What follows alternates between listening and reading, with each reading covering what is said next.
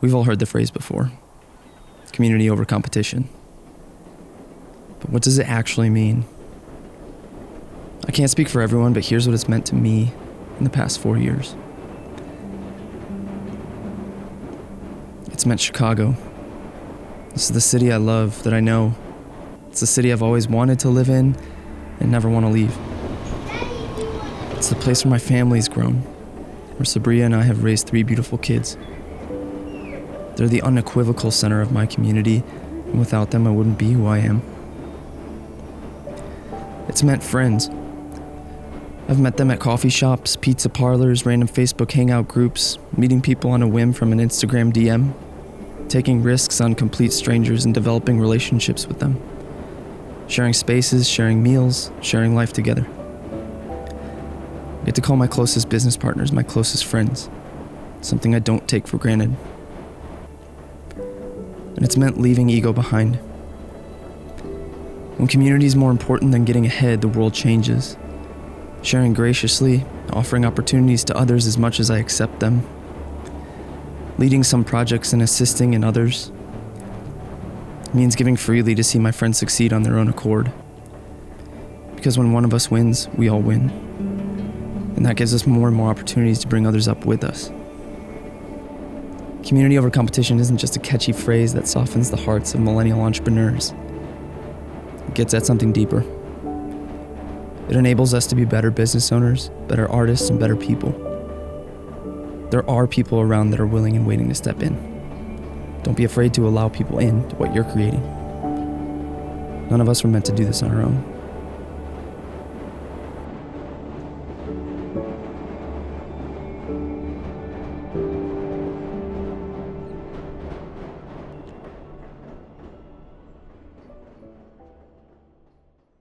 Hey guys, thanks for watching that. Really appreciate you taking the time to watch it. This phrase, community over competition, can be overused quite a bit. It can be cliche, but it's just really something that we really stand behind. In our studio, in our city, as creatives, people that I know all around the world, we just like teaming up and making cool things. So much so that we're out here doing cool things again, photographing another photographer's wedding and portraits out here in Sedona. It's because of the relationships that I've built in my career so far and the people I've surrounded myself with that have led me to just this opportunity to do cool things like this.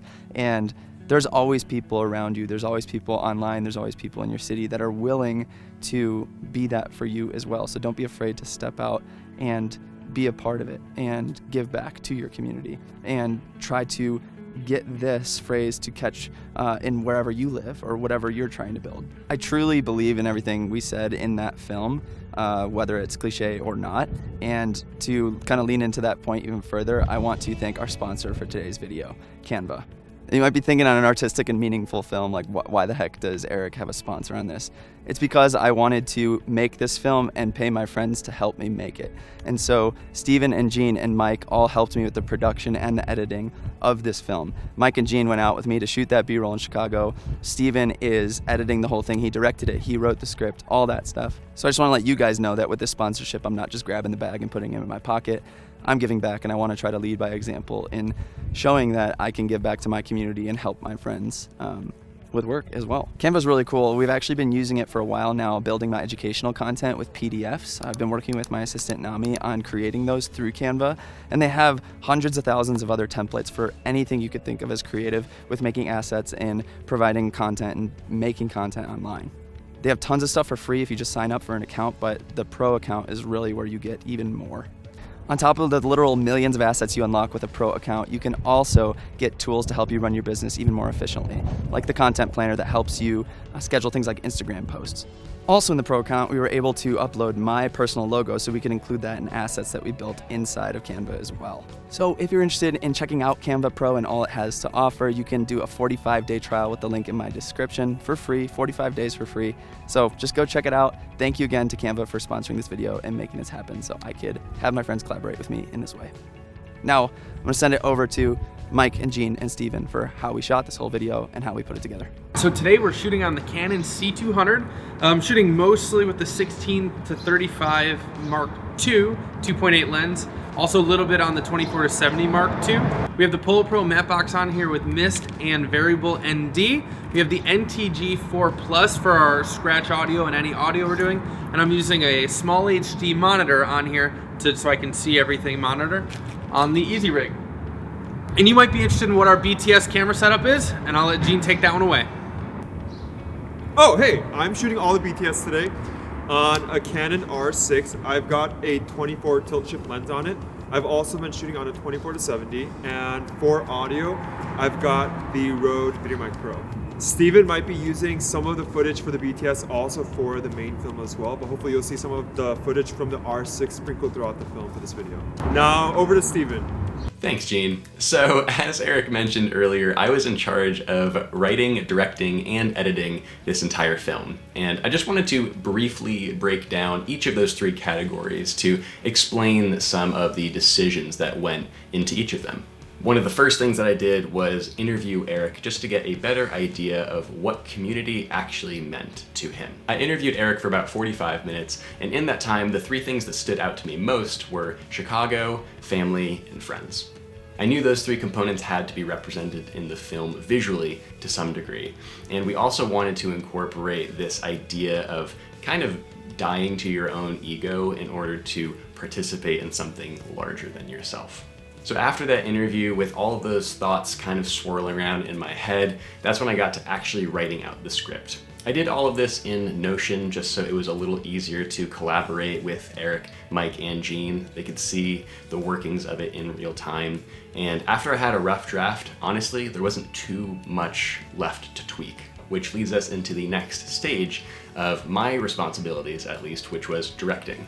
The challenging part about directing in particular was the fact that I'm based just north of Boston and Eric, Mike, and Gene are all based in Chicago. So I wasn't able to be as hands-on as I would have preferred to be typically, but we got one group work FaceTime call in, and in that hour that the four of us talked, I felt pretty confident going forward. Already having a strong script to lead off of, I had a really distinct vision in mind for what I wanted the film to end up looking like. Once we had that shot list built out, Eric, Mike, and Gene set out into Chicago to do a couple days of filming just so we had a really strong foundation of footage to work with.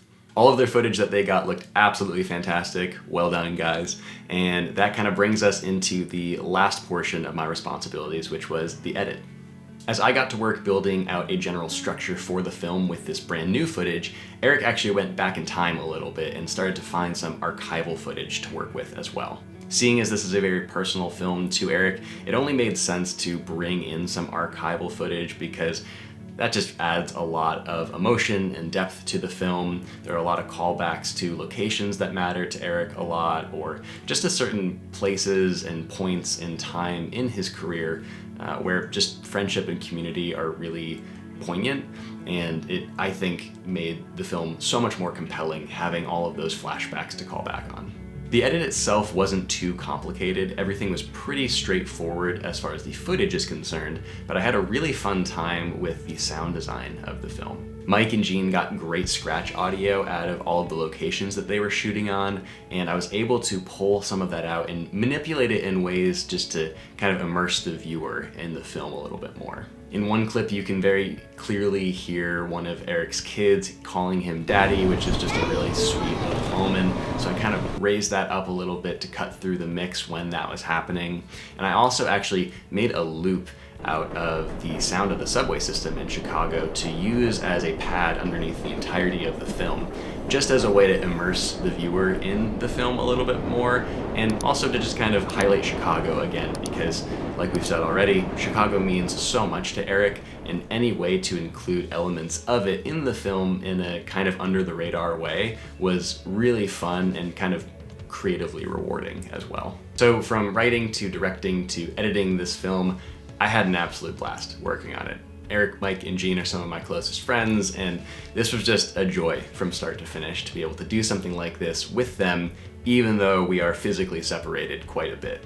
The four of us are seriously so grateful that we get to do this for a living and that we get to create and share these things with the world, and that truly wouldn't be possible without you. So thank you for watching, and thank you for supporting us in all of it is that we do. We'll catch you in the next one. Peace.